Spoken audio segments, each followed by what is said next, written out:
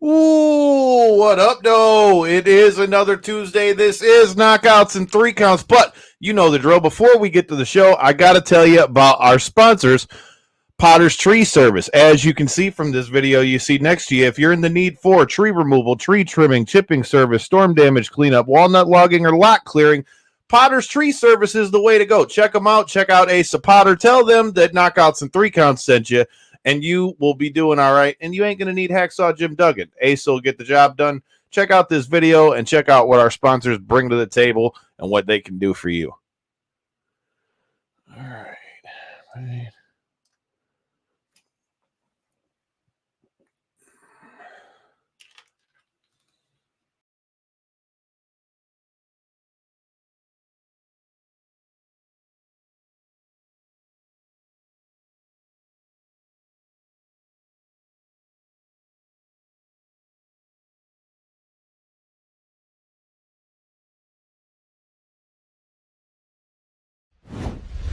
This is the Ring of Honor, a.k.a. Shane T, boy, the baddest champion you ever seen, boy. This is Mr. Anderson. This is good old JR Jim Ross, and you are listening. You're listening to Knockouts and Three Counts. Cover! We got a new world champion! That might be one of the craziest knockouts I've ever seen in my life. Knockouts and Three Counts is the podcast, baby! There's a real deal, baby! Knockouts and Three Counts starts now. What up, though? We are back at it. This is a Tuesday, and it's fight week for tonight's guest. We've got the return of our guy, Devin Smyth, before he hops back in the cage. Again, for the interim Welterweight Championship. I'm not even going to try to butcher his opponent's name, but coming off that crazy spinning back kick knockout in his last fight for LFA, like I said, we got the return of our guy, Devin Smyth. How you doing, man? You ain't freezing your balls off down here in Michigan, bro. No, I'm down there. I'm down here in Florida loving it up, but hey, it's still pretty damn cold, man. You know, it's about 60 degrees down here right now, and that's a little bit on the chilly side for South Florida, you know. So we'll be hanging in there. Getting too comfy with that Florida weather, man. Complaining Man, about 60s, man. You ain't lying. Here's the question, bro. How far are you from Tampa right now where you're at? About 3 hours. Man, I wish I would have thought about it while I was down there because we was just in Tampa a few weeks ago covering the Royal Rumble for WWE, getting to talk to the likes of Shayna Baszler and Nia Jax, whole bunch of people down there. Shout out to WWE for bringing us out there, man. The next time I get down to Florida, I'm going to have to come look you up, bro. Hell yeah, man. Come down, holler at your boy.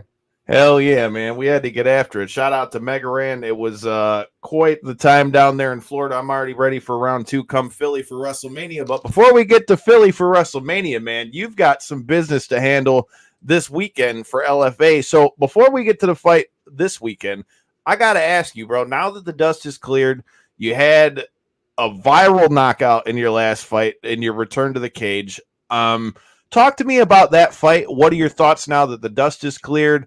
And how did it feel to get back in there and get such a nasty knockout in your return to the cage?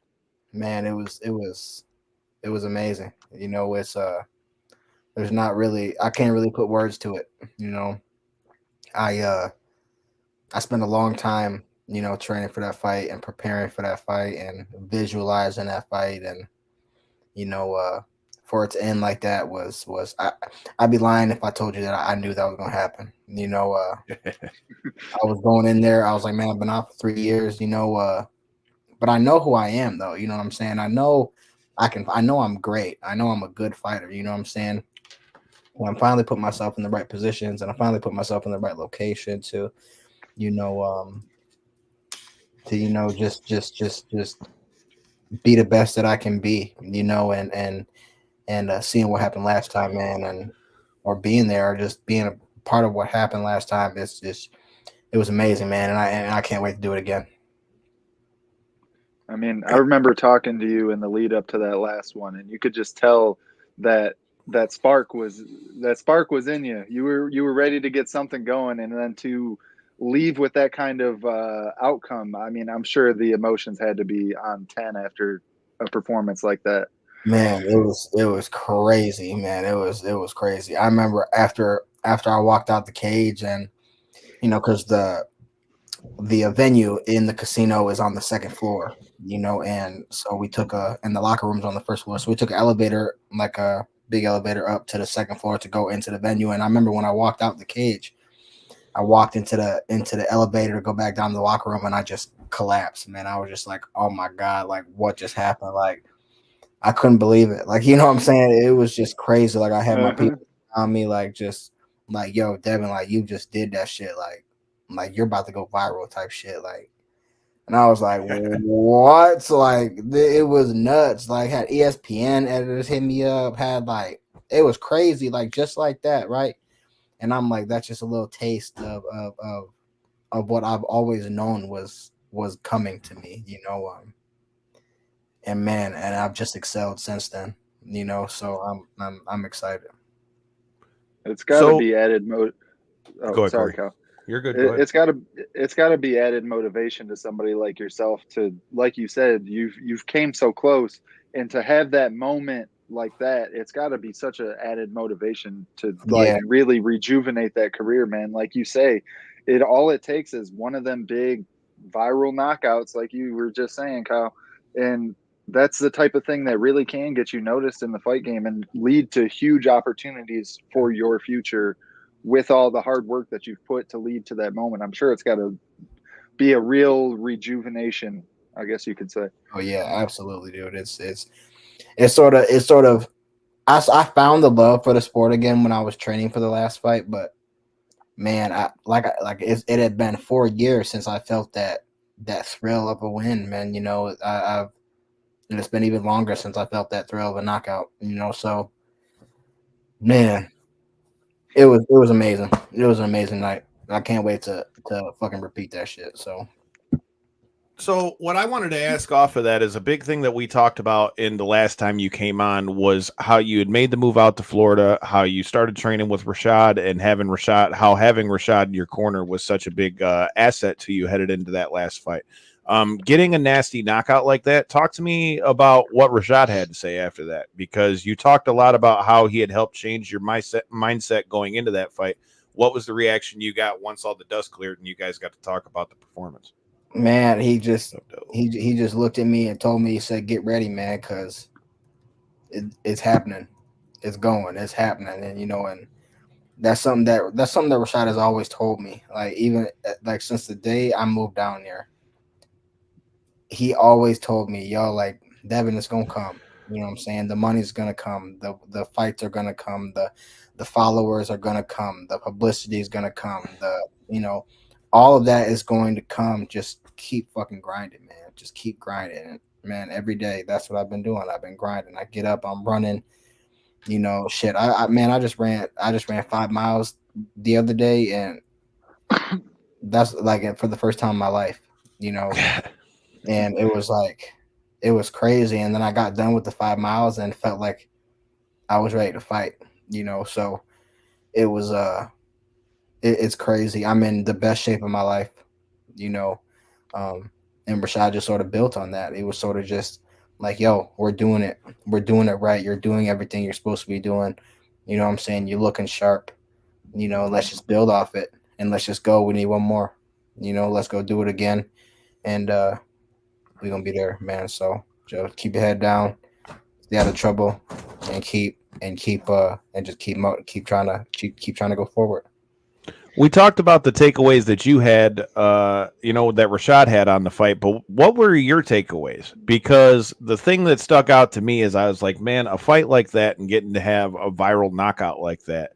I mean, talk to me about how that reignited your fire. As we talked about, it had been so long since you had gotten in the cage, but how does that relight that fire as we come into 2024? Because I'd have to imagine you're looking to be pretty active after having a performance like that. Yeah, man. It sort of brought me to a point to where I feel like I'm unfuckwittable again. I feel like I'm dangerous. I feel like damn, like, because for a while, like after when I dropped those 2 fights, man, just I was in a mindset of, man, like, am I even good for real? You know what I'm saying? Like, or was I just like good as a kid type shit? And when I came back and I sort of realized what happens when I do the right things, when I'm training, when I'm running, when I'm, you know what I'm saying, doing the things that I'm supposed to be doing consistently, like good shit happens, you know.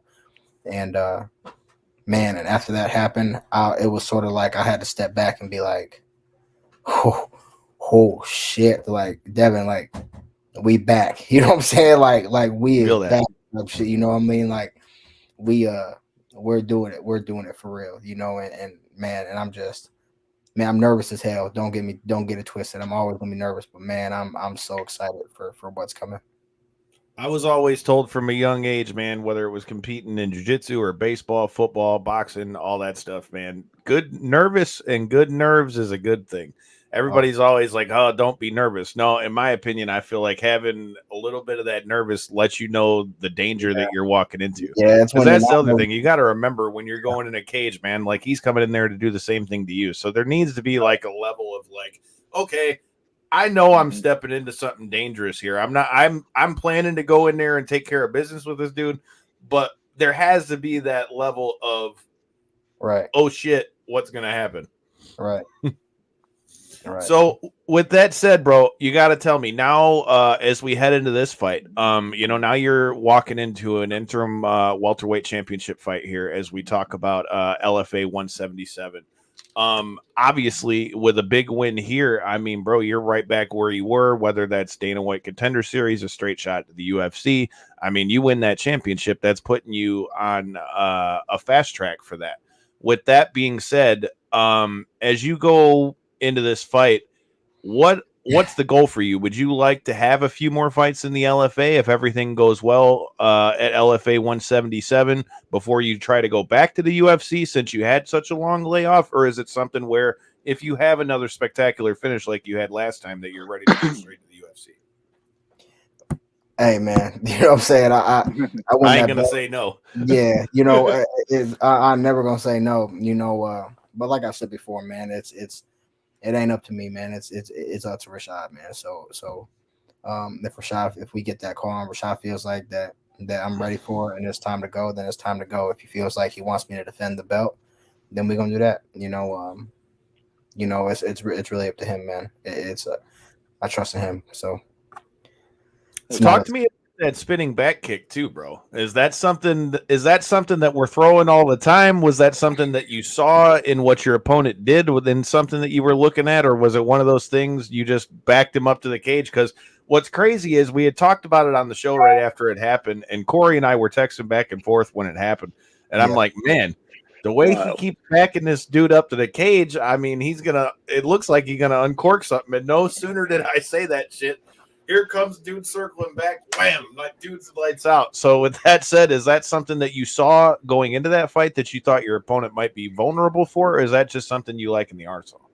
That's just my favorite kick, man. You know, I can throw that kick either direction, you know. So whenever people are spinning off to the left, man, there's a good chance I'm gonna fire that kick off because I'm accurate with it. You know, I know the distance. Clearly, I know.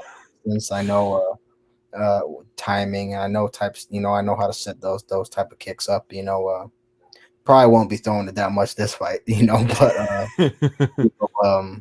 you know, I definitely got a little something spectacular for y'all. I mean go ahead. That's definitely on the spectrum of spectacular with those shots for sure. I mean, landing with that kind of power and stuff like that, and like you said, accuracy. I mean, that's the key component there. I mean, you can hit with power all day, but if you ain't landing on target, it don't matter. So right. But so go ahead, Kyle. You're bad. Go ahead. I thought you were still finishing your point. My bad. I was just gonna say how to practice that's got to be such an interesting thing. I mean, other than coach holding pads and trying to land on a pad, I mean, you can't be throwing that in sparring, my boy, can you? No, I am. I do. Yeah. It's you know, and me and my team, man. We got a small team, bro. It's me, Rashad, my cousin Lance, and my cousin Xander. You know, Rashad's two nephews. It's us. We be in the gym grinding. You know, I go up and I get some sparring in at Killcliff. You know, you know, jump into some other gyms every once in a while, but mostly, man, it's just us, man. It's me, Lance and Xander, man, and obviously Rashad, you know, and yeah, man, shit, I'll be firing that bitch and I'll be landing it. You know, keep your hands up, you know, shit. Because my thing is with the exception, I'm throwing when we're sparring, I'm throwing everything except elbows. Like, just get that. Everything that's padded, I'm fucking throwing. Just be aware, because in a fight, I'm throwing everything. You know what I'm saying? And I don't want to get comfortable when I'm sparring not throwing something. You know what I'm saying? Because then who knows what I might miss in a fight just because I'm not used to throwing shit. You know? Yeah. So Lance and Xander have ate a couple of those. You know. I was going to ask you about that. You know, now that you mentioned that the core of your team at this point are your two cousins and you and Rashad, talk to me a little bit about that. I mean, we know that when you were here in Michigan, you were training with the homies over at Murcielago and all that stuff. How has being part of a smaller and more tight-knit team like that, how has that benefited your training since you went out there to Florida? Because it's a different look. Shout out to the guys from Killcliff as well, Mitch McKee and other guys that we've had on the show. I mean, you're getting working with killers if that's where you're going into spar. But how does having a more smaller and tight knit team like that? How has that helped your training?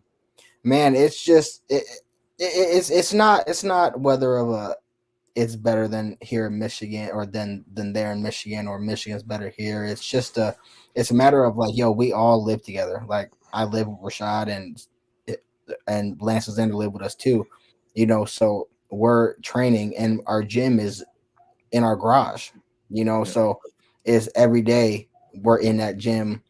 We don't got to go far. There's no skipping out on practice. There's no doing none of that shit because you're literally 20 feet from me. Get your ass up and get in the gym. You know, you know, that's what type of tip we be on. I have a running, every time I run, I have a running partner. You know, it's just, and it's, man, shout out my guys at Mercy, you know, and they've been killing it. I heard or seen Daquan just got another belt. Yes, sir. You know, my man Mondo got a fight coming up. Charles is doing this thing in the UFC. I heard something about Chaos coming up soon. You know, it's man, I love him. I love him over there. You know, I wish him all the best. You know, I'm just so much more comfortable and doing so many more of the right things down here. You know, because I'm held accountable, you know, and that's something that I just really, and that ain't no shots to Mercy. It's just something that I didn't have at Mercy, you know, because people are doing their own thing, man. They, you know, they're focused. They want to, you know, they get their work in when they want to, you know, that's them. Go ahead. Like, all power to you, you know, I just need a little bit extra, you know, and that's always been the type of person I've been. I always need somebody to be like, Devin, you know, come on, get up, you know, because there'd be days I'm not trying to do shit, you know, but I need somebody like Lance or Xander to come in my room and be like, yo, come on, we're training. I need Rashad to come in my room and be like, yo, get your ass up, we're training, you know, we're going for a run, we're doing this, you know. I need that type shit, and that's just something I didn't have in Michigan, you know. And that's not saying that they didn't care, or not saying that, you know, anything like that, you know, but you know that they got their own lives, man, and us down here, we're focused on this. This is it for us. This is what we're doing. Well, and it's something to be said about it being family too. Like, there's something about family telling you, like, look, bro, get the fuck up. We got to train. Like, you know, versus I got to get up and go to the gym. Yeah, it's different. It's also no. It's like I don't say no to them. You know what I'm saying? Like, and that's a lot of the deal too is somebody's always in training camp. You know, if it's not me, it's Lance. If it's not Lance, it's Xander. If it's both of them sometimes, or both of us, you know, so there's no downtime. Like, somebody always needs work, you know what I mean? And there being only us here, who else is going to do it? Nobody. It's us. We all we got, you know. And we actually, our team, we just figured out a name. It's called the Sugar Factory. I think that's pretty tough, and I think we're gonna grow that shit, and we're gonna blow up, you know.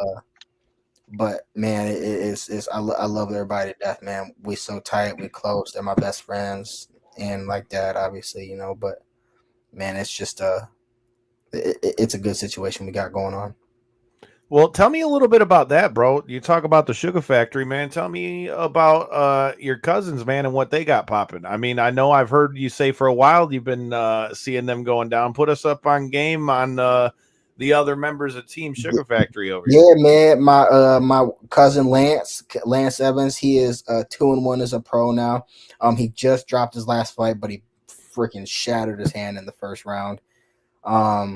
That's a tough dude out of Cosmo Alexander's gym. Real tough dude. Shout out Cosmo. Cosmo's always good people. But Lance looking good, man. He just had surgery on his hand, getting his hand all fixed up. He's looking to come back. And I'm actually trying to bring him up to Michigan for one of Pete's shows, So I've actually been talking to Pete about getting them up there. So you might, see me up there. Definitely not fighting up there, but you might see me up there in the corner pretty soon. And then Xander just had his first fight, man. He just had his first fight last month in January, man, and he won a tough fought 3-round decision, dealt with some adversity, got up, battled through it, showed that dog in him. Man, I'm just so proud of him, man, because I was there at the very beginning for them, man, and just to see how far they've grown and just see him go in there and put it all out on the line and come out victorious, man. It fills my heart, man. I'm grateful for him. Lance and Xander will be in my corner as well, so it's us. And like I said, man, it's gonna be just us, and we're gonna ride that shit to the top, dog. I like it. Well, with that said, we got to talk about the business at hand. Talk to me a little bit about your upcoming opponent for this interim welterweight championship fight. How do you feel about the matchup? How do you see this fight going? I see, bro, he's a good fighter. He's fantastic. He's like 2-time national champ wrestler, like out of Russia. Great wrestler, dude. Doesn't stand up at all. Which is whatever. You know what I'm saying? Like, that's cool. Yeah, that's your style. Tough dude. There's a lot of people that can't deal with that style. But I feel like a lot of people are writing off my wrestling. A lot of people are writing off my wrestling. And people forgot, like, yo, like, I'm a wrestler. You know what I'm saying? Like, yeah, like I spin a heel kick people in the face and do all that, but I'm a wrestler, dog. So and I'm not, man. I'm rolling with Rashad, man. I go to gyms, man. I went to Moncayo Brothers, 2 freaking high degree black belts. I'll be rolling with them. It's so I'm not afraid of the JIT game, which I think will accommodate what I want to do on the feet. I'm not afraid to get taken down, but I also know that it's gonna be damn tough to get me on the ground. So shout out Shamik Khan, man. He's good dude. Last time I was on the card and the last time I was on the card in Niagara Falls, the last time I fought, we was in the sauna together, cutting weight. You know what I'm saying? Like, just getting in. Like, he was telling me he's a cool dude. You know what I'm saying? But we sort of knew that this is what it was going to be. After the fight, me and him after the fight, we saw each other. After I walked out the cage, I saw each other, and he sort of gave me of like, we'll see you next time type, sort of one of them type thing. And I was like, it was sort of like a respect type thing, like a let's get it, and we knew it was coming. I knew it was coming ever since I talked to Ed Soares after the fight, so I've been preparing for him, since August 6th, or since when did I fight? What was it? September 16th. September, yep. I'm excited, man. It's going to be a tough fight. I know I'm in shape. That's, and his one downfall, I feel like is he looked pretty dead after the first round last fight, so you know what, let's get it. I'm ready to fight. I'm ready to go in that motherfucker and die. I don't care about getting hit, bro. I don't care about, bro, none of that shit, bro. I'm going in there, I'm fighting, I'm going in there to take that fucking belt, man. It's not somebody that's gonna stop me. So do you think that that's going to be the big difference for you in this one? Obviously, like we talked about, you having your wrestling background. I mean, bro, I've been seeing you fight since you fought one of my old teammates, Josh Bruckner. So I'm well aware of the wrestling and the things that you bring to the table. Do you think your cardio is going to be what's able to kind of wear him out and open up the game for you to be able to strike? Do you think it's something to where the cardio is going to make it so that your striking will make the difference? Or do you think, like you just said, that he won't be able to make it the full 5 rounds? I know the longer the fight goes, the more it favors me, because it's hard to try to take somebody down for 25 minutes, bro, especially me, and man, and that's what I've been doing, man. My entire camp, Rashad's been taking me down. I've been getting up and going, taking me down, getting up and going, taking me down, getting up and putting hands on his ass. You know what I'm saying? So it's we go into the fight like, hey, I may get taken down. Who gives a shit? You know what I'm saying? Work your way back up. And then when we get back up, let's go to work. You know what I mean? Because we're going to get back up. I'm damn sure if Rashad can't hold me down, then neither can he, so, it's a good fight. I don't care how it ends. I know I'm going to get a finish though. That's what I'm looking for. I'm looking for a finish. Any predictions? Hey, we'll see. We'll see. Talk to me about what's the mentality of knowing what your opponent's going to be for that long. I mean, are you just still focusing on improving your skills while doing your training camp, or are you more so focused on kind of diminishing his skills with your game during that given set time? Yeah, and this is something that I always tell Lance and Xander, right? And I always tell them it's not about your opponent. It's not about him. Yep. It's about you. You go in there, and as soon as you make it about him, you're in trouble. And I don't make my training camps about my opponents. I make them about me. I excel at what I'm good at, and I sort of put an emphasis on what he's good at. You know what I mean? So I'm still training and sharpening up all my tools. We're just putting a little bit more emphasis on the jits and on the wrestling. I like it. Well, speaking of jits and wrestling and all those things, I know you well enough to know that I know you was checking out those fights that went down this past weekend with UFC 298. Shout out to past guests of the show, Miranda Maverick and Prowler Pickles getting the dub out there over Andrea KGB Lee. Shout out to Millions. Go out, make sure you check out our merch over there on the Millions site as well. But did you get to check out UFC 298? You got to give me the thoughts, man, because, man, I'm not going to lie. I won some money on that one, but, man, to watch Volk go down like that, dude, I was like, damn. Man, I'm going to tell you what. Oh, my goodness. Volk fucked my money up, dog. I'm going to tell you what. And it wasn't even – he was my last leg. In my last leg. And he didn't even need to win, bro. He didn't even need to win. He just needed to make it to the 4th round. I was on the fence making the bet. Like, damn, I think Islam changed him. I think he's going to get slept. But I was thinking, I'm like, yeah, if he's going to get slept, it's going to be in like the 4th or 5th round, I'm thinking. So I was like, all right, I'm going to take it over 17 and a half minutes. Fuck no. Oh my goodness. Man, and I'm watching it, and I'll be honest, I'm watching it and I'm thinking, I'm like, yo, like, this is perfect. This is exactly, I want you to jab his face off and keep moving around. He looked good, dude. Put your back on the cage and just jab his face off. And the second he puts his back on the cage, he gets slept, bro. And I'm like, oh my goodness. And it's like, it all happened in slow motion too, because I seen it. I'm like, because what Ilya does really well is he doesn't counter with just 1 or 2. He counters with 3 or 4, right? And the knockout doesn't ever come on the 3 or on the 1 or the 2 on the counter. I mean, sometimes, shit, you hit that the Sugar Sean, the slip 2 on Aljo. That's cool. But it's the slip 2, 3, bang. Yeah. And that's slip 2, 3, 2, man. That's how you throw that combo. And that's exactly what he slept with, man. It just, he slipped, went over the top, dug to the body, and then came right over the top again and slept him. I said, oh my goodness. It's like I seen it coming. Here it comes. Damn. And then to see Volk just folded like that was just that was tough, man. That was tough because I really rock with Volk. I'm with you, bro. We watched it together. That was a tough one, dude. We were watching that one here at the house, man. Look, all I'm gonna say is this.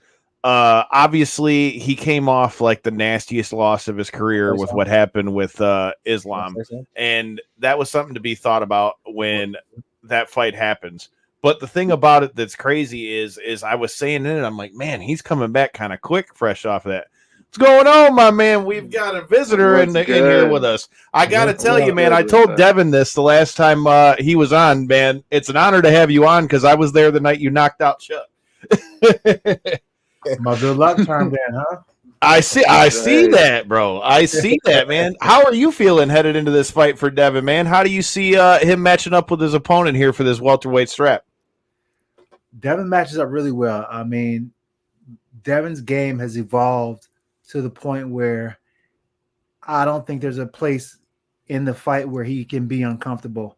I don't feel there's any place in the fight where he could dominate, hold Devin down, or just impose his will in any way. I don't see it. But it's a fight. You know what I'm saying? And anything can happen in a fight. But going into the fight, Devin is super sharp. He's creative. His conditioning is just on another level. He's added to what he was already on, and he's continued to build his conditioning and do the things on his own to really bring himself to the place that you need to be mentally speaking when you step into that cage. Because when you step into that cage, it's that you're going to instantly know what you didn't do enough of right in a fight. And you don't want to have those feelings. You have a fear of having those feelings. So when you go and you run and you do the extra work, it eliminates some of those feelings and it helps you to go into the fight that much more confident and understanding that no matter what happens, I can push the fight to the limit, and I'm willing to go to that dark place, that place where fighters don't really like to go. They say they want to fight like that, where it's a dog fight and it goes back and forth. They say they want those fights, but really, secretly, nobody really wants those fights.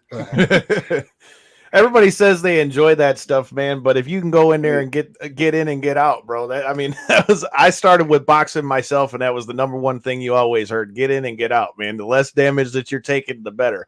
With that said, man, one thing that we talked a lot about before that fight, where he got the spinning back kick knockout. What are some of the biggest things you've seen change in Devin's game since he's come down there to train with you guys in Florida? He's always had a great game. And that's one of the things that kind of made him go to the point where he relied too much on that great game over having the other things that you need to be able to get to the next level, which is that desire, which is that accountability, which is that insane obsession about the sport. That's what he has here. He has an identity to how he wants to fight, where he wants to fight at. He's worked on the areas in his game that were weak to him, and he's found comfort and really mastering. And I don't want to say mastering, but being able to feel beyond comfortable in any of these positions, So it's a total mind shift. And then with that mind shift, there's this confidence that comes along with it because he's doing the extra work. And when you do the extra work, you have faith because you start to see the results in the people that you're training with, and you're realizing that, I'm not saying I'm that dude, but I'm fucking I'm that dude. You don't believe in it yourself, man. Believing it yourself is the thing. It's one thing for everybody else to say it, but when you can believe it in your own mind before you're stepping in there in the cage, man, that's a whole nother thing. Because like you said, the cage doesn't lie. You can think you're the shit and all that stuff, but when walking into the cage, like, look, I've done what I need to do, it's a whole nother level of that piece. Whole nother level. And even if the guy's on point, you welcome it on because you're that ready, and you're welcoming that challenge because you feel like there's not a test that you can't pass. And that's a good feeling going to the cage. You always have the emotional roller coaster, right? The especially on fight night, and then it goes to fight day, and that 8 hours before you go into the cage, your mind takes you to this weird place, and you try to find comfort and try to find a feeling you're used to feeling as far as feeling relaxed, but you can't because you're getting ready to fight. So you're going through this crazy emotion, but then there's like this calmness that comes over you when you realize that you are a fucking problem, and this is exactly what you want, and you get excited for that moment. It's the best feeling in the world. Hell yeah, man. Well, I got to ask you this since we were talking about it, man. First of all, shout out to you doing all the analyst work I've been seeing you doing with the UFC stuff. It's perfect timing for you to come in, man. We were just talking with Devin about what we saw went down at UFC 298. So I got to ask you, man, how are you feeling with what we saw with Volk? You've also got Cejudo saying he's done after that last fight. How are you feeling headed out of UFC 298, man? And what do you think we see next? You know, I get a little sad for fighters sometimes. I mean, I'm very excited about, you know, what appears to be one of the smoothest, baddest looking motherfuckers in the world, and You're not wrong. You know what I'm saying? That motherfucker look like he comes straight out of a damn movie, like a in the suit with the roses and everything. Yeah, with the roses. I'm like some Hitman type shit. Yeah, he's a character, right? Like straight badass, right? I'm very happy for that, but at the same time, it just reminds you of just the savage nature of the game. It's really like you're on top of the world 1 minute, right? And then that next very minute, you just boom. And not saying that Volk ain't shit, but when you lose like that and you lose the belt like that, it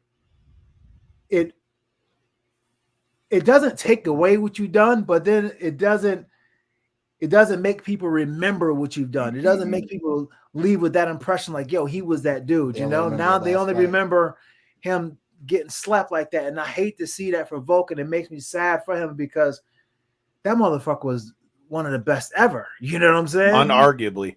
And to see how fast that story gets written away, and it's just like, damn, that's how savage the game is. But I enjoyed the fights, you know what I'm saying? I thought Costa came and he brought it, and I was kind of worried about how he was going to fight because, you know, he's got a great personality. He's fun and shit like that. But sometimes I don't know, like, what Costa going to show up. What Costa going to show up.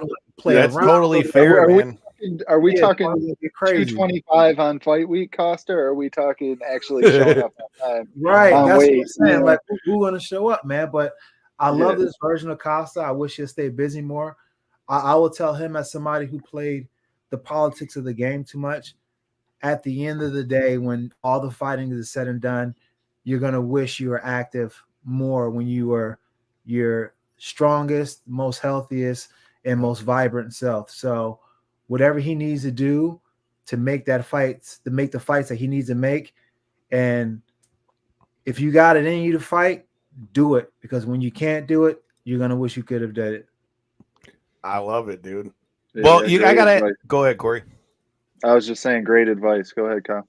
What I was gonna say, man, is you know, and I guess this question goes for the last two questions I got go for both of y'all. With that being said, as we head out of UFC 298, we're headed into 299. I mean, we're gonna have the return of the Sugar Show, and that's really going to really tell us where we're at 135 wise. I feel like obviously we've got the fight with him and Cheeto next, but now with Merab getting the W at UFC 298 next, I would say he's probably going to be next up after that, even though he was already kind of there. So how do you think Sean O'Malley and Cheeto Vera plays out? Both of you guys. Go ahead. Man, I think Merab beats both of them, honestly. You know, the way Merab just dominated one of my favorite fighters ever, Henry Cejudo, like that, and wrestled an Olympic gold medalist like that is insane to me. You know, the dominance that he put over Henry is nuts. And then I look at that with him against man, with him against Aljo, even though that fight will never happen, he blows Aljo out the water. He fights Sean. He blows. He probably finishes Sean. Who's getting Cheeto? He finishes Cheeto. And to me, and I don't know about you, but I don't see anybody in the 135 division beating Merab Dashvili. I can't argue that.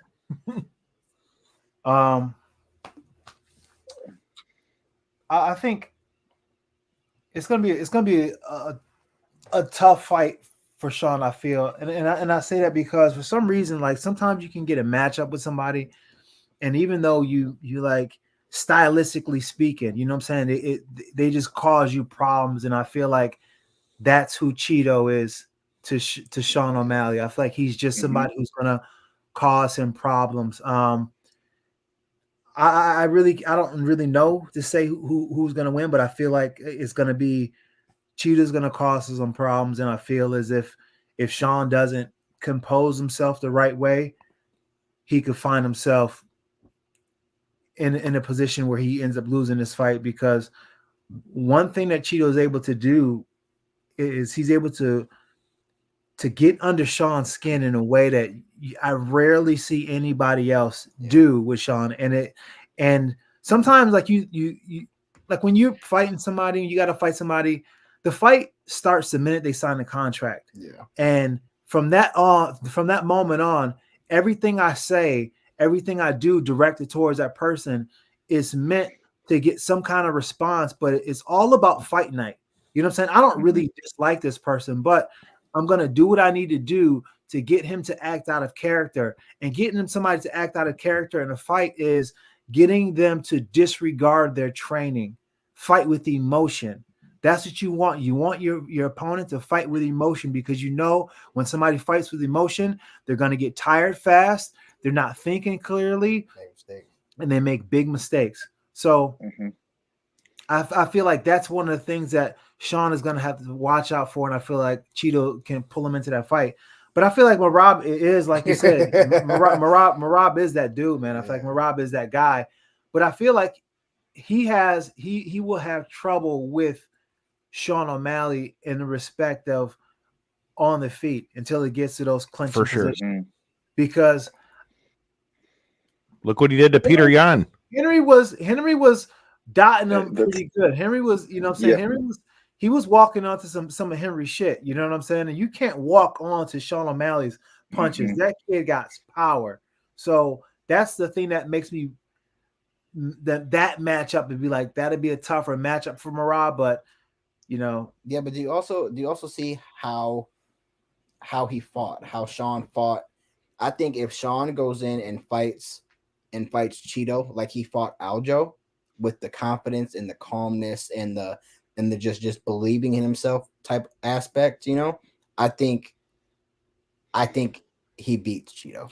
Yeah, but I think there's something about that matchup that physically is not what Sean likes, and it's the fact that he's got to fight a guy who is just as long and rangy, as tall as he is.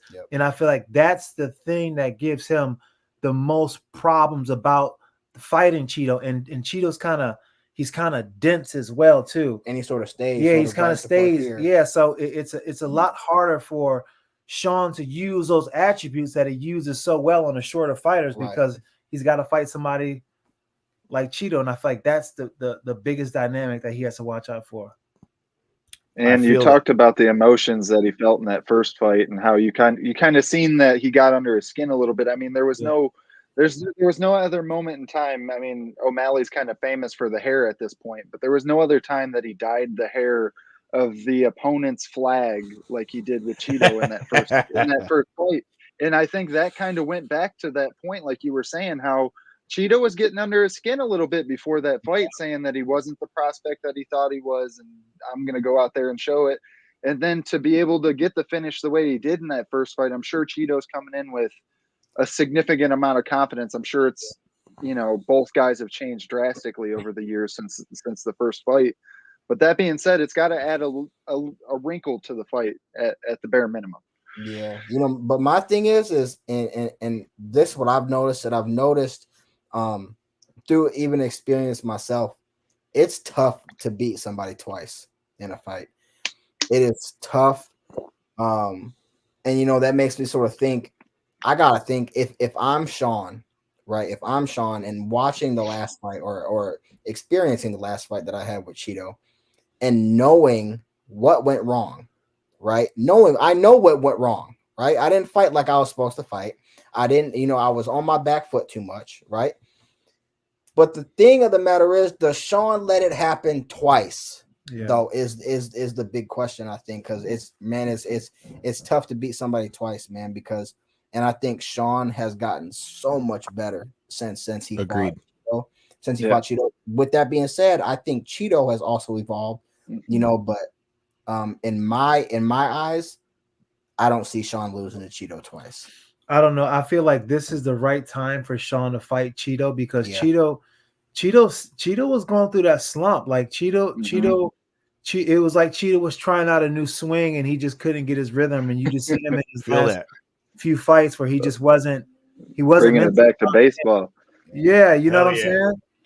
I just hope that he's locked in again. In the last few fights, he waited so long to get started. About time he got started, the fight was over. It was too late. You know what I'm saying? He had a few of those performances where you go back to the dressing room, you just like you're full of energy and you're pissed because you lost a fight and you like, I didn't let none of my shit go.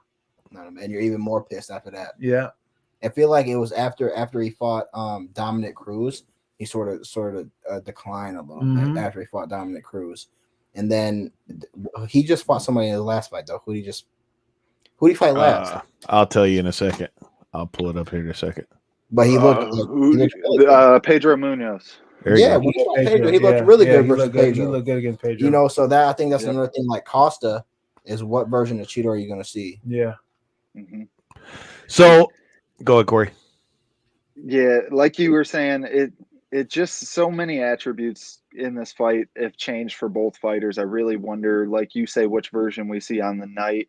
Is the emotions going to take any effect, really? I mean, the fact, it was a bit of a fluke in the initial damage that was done with the calf kick and stuff that led to the drop foot or whatever the technical term is for it that led to it. But then once he got him on the ground, them elbows are what really led to the finish. It wasn't because his foot was messed up. It was those elbows and the ground and pound that he was able to land from that position that led to the finish. So he was getting beat up. Like, don't let Sean say he wasn't getting beat up. Like, yes, he was. He lost the fight for real. Yeah, and I feel like the area where he lost that fight is where he's actually gotten better because one of my biggest things on him is, and I seen it in that fight, was I didn't think that he had a dog in him.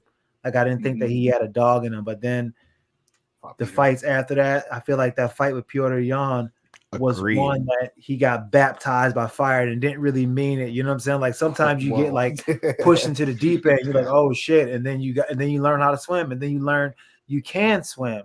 So now that he knows that he can be a dog, I feel like he may fight Cheeto differently because he can be a dog as well. You know what I'm saying? He's not afraid to go to that place. I definitely agree with that 100% because it's definitely a different Sean O'Malley we've seen since the last fight, and with him being champion, it's that champion mindset. But with what you guys said, I'll end with this one because I was going to ask Devin this as well. I was just letting him know before you popped in. I was just down in Tampa. Shout out to WWE for bringing us out there for the Royal Rumble. I was out there covering all that stuff. So you got to tell me, man, last night on Raw, he also happens to be a past guest of this show as well. We saw Michael Chandler show up on Monday Night Raw last night and call out Conor McGregor. So you got to tell me, one thing that I think is going to serve the UFC very well with this partnership with TKO is like what you guys said. There's something about selling the fight. There's something about getting in somebody's head. What are your thoughts on like the whole merger thing with TKO and WWE? And do you think that might help to bring out more of that side in some of the promotion for some of these fights? Because I know for me being a wrestling guy and an MMA guy, I thought it was dope to see the crossover of seeing them over there. And I think it only helps bring more eyes to that fight when it eventually happens. Yeah. When you look at both of these organizations, you look what Vince McMahon has done with the WWE back when it was WWF, you know what I'm saying? And really has made it a brand that has, has made the test of time. You know what I'm saying? Through, when everybody thought it was real, to everybody realizing that it's fake, to people just accepting it for what it is, and to you just having people just, you got crazy fans. And Vince has really found a way to just, monetize wrestling to the point where, the way the program that they had, all these different shows, and then next and all those different things. So you got the UFC on the other side with Dana White and what he's been able to do as far as making the UFC the brand that it is. So you have two of these big brands together coming and masters at marketing. I feel like, together, they're going to tap into a whole nother market and make some shit happen that people can't even foresee. I wouldn't even be surprised if they even started to lean over into the boxing game and start to, do some things with that, because when you have that much of a combat, lockdown, it's easy to just monopolize and just add boxing to that. You bring up the boxing aspect. We've actually had a lot of the BKFC champions on, and we've seen Dave Feldman, the president of BKFC, meet with Dana kind of fairly recently, actually, just a couple weeks ago. Any interest in, I know you say boxing outright, but it seems like Bare Knuckles done a really good job of growing their brand over the last couple years. Like you were saying, kind of people initially viewed it as super barbaric, and I'm sure there's a ton of people that still have that mentality on it, but it's grown its legitimacy in sport to the point where it's at now. What do you guys think on that potential as a future for the group organization that is now TKO? I think that'll probably be an acquisition that they get into. I mean, when it comes down to it, they want to be able to dominate all combat sports. When you watch a bare knuckle fight, like, and you're there in the audience, it's one of the most gnarly things you'll ever see. As an MMA fighter who thought that I was seeing some of the most brutal thing, like I was watching bare knuckle, like, yo, this is just, they're leaking in 20 seconds. It's brutal. It's brutal, but it makes you a fan because the action is so raw, so fast, it's so surreal. So I can see why people are drawn to the whole bare knuckle aspect of everything, and I feel there's that's definitely something that they'll probably add to the portfolio because it just makes sense. Right. I couldn't argue that at all, man. Bare Knuckle has been gnarly. For those of you guys who follow Bare Knuckle, make sure you guys stay tuned. We've got Joe the Party Penafiel, who's going to be fighting Charles Crazy Horse Bennett for Masvidal on Gamebred FC coming up next week before that fight goes down as well. Well, man, we've kept you guys for quite a while. Rashad, we definitely got to have you come back and break down some fights with us sometime, man. It was an honor to have you roll through with us, man. Yeah. Appreciate you. Real honor, man. No doubt, Greatly man. Thanks for letting me just crash the whole party. Anytime you want, man. And hopefully we're talking about a whole nother party come this welterweight title fight for LFA. Devin, man, if you got any last words, my man, the floor is yours. Oh, man. Shout out my sponsors, Sportique, Solitude, make my shirts and my shorts. Shout out my team, Sugar Factory. We coming for everybody. Shout out my mom, Jay Nice. I know you're probably watching. I love you. Who else I got? Rock Bar, another one of my big sponsors. I love you guys. See you guys after the fight. That's it. Shout out Rashad. Umbo. Oh, and Umbo. Shout out Umbo. Go get you an Umbo bar. They're so good. Oh my goodness, they're good. And they got everything you need in them. I'm going to have to try one of these after the next workout, man. Like I said, make sure you guys stay tuned. We're back at it live tomorrow night talking with Reese Kelly before the fight's going down at Motor City Casino this weekend. Make sure you hit that subscribe button. You never know who might pop up in that other screen. Until next time and in the in-between time, hit that button. Peace.